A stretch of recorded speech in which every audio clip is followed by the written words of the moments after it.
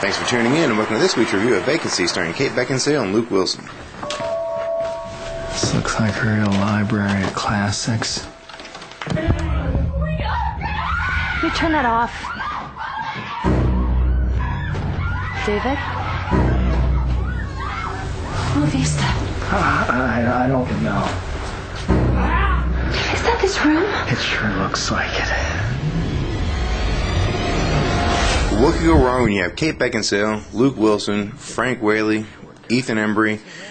Pretty good cast. Actually, pretty good cast. What could go wrong? Damn near everything. This is like, my first thoughts were, I want my money back. And then the second thing, I was like, I really want my time back. Some people may like this movie, but I'll tell you, right out the bat, I hated it. It was pretty bad for me. This movie starts out, from the very first scene, basically, they're just driving each other nuts. And I'm sitting there going, wait, I'm supposed to be rooting for these people here, and they're just pissing me off. I mean, Kate Beckinsale's a great actress. Luke Wilson's a good actor. And, you know, really, I'm supposed to be rooting for these people. These are the protagonists. These are the people, the victims. These are the people you're supposed to be rooting for the whole movie. And right off the bat, the very first scene, they're driving me nuts with their constant bickering. And it really took me out of the mood for the entire movie. You know, I guess it's a way of trying to create some sort of tension in the beginning of the movie. Luke Wilson plays the classic guy who has no spine. She'll do something wrong or whatever, and he's always apologizing. She's always snipping at him and cutting him off. And it's like 101 how to be a bitch in this movie. And I just don't care to even see that. It just drives me crazy. I don't like to see that stuff in real life. Don't really like to see it in movies. This happens all the time. You have movies like The Breakup, and Vince Vaughn, I mean, I thought his character from beginning to end was a dirtbag.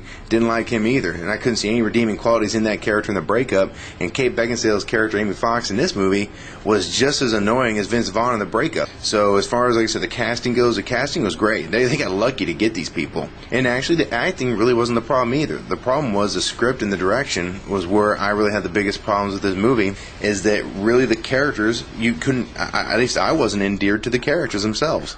As far as the pacing goes of the movie, the pacing starts out really on a grind. It starts out pretty slow, like I said, with the bickering, and it does pick up. I mean, at some points, obviously, the pacing does get a little faster, and it does keep going. But the one thing I'll tell you is that it's kind of a little bit interesting, but I don't know if it really gets you, like, really on the edge of your seat. Like I said, it's really more of a loud movie, a lot of doors knocking, a lot of things banging, and it tries to keep that intensity up. But as far as the pacing goes, like I said, it starts out fairly slow. It does start picking up, obviously, just like pretty much every movie does. And the execution of the movie, like I said, really is probably more based on a bad script. And then it really comes down to really not adjusting that script once it got into production, because, you know, you get people like Kate Beckinsale, Luke Wilson, Frank Whaley, Ethan Embry. You get people like that in a movie, and you really think that, you know, they're good actors, so they'll be able to make anything work. When it comes to the ending of the movie, it's just classic cheeseball horror thriller. There's really nothing in this is really unique at all as far as that goes. You've seen it 100 times, maybe 500 times if you watch these types of movies all the time, but it's just want to say, if you really die hard and if you really want to see this movie, don't let me stop you.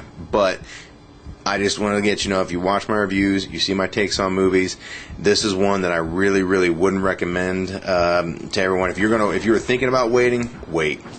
You know, if you really want to go, don't let me or any other person stop you. But at least this way you get an opinion from someone who you've seen some reviews from. And maybe if you're on the fence, I'd definitely say hold off. And for me personally, if I could go back, maybe.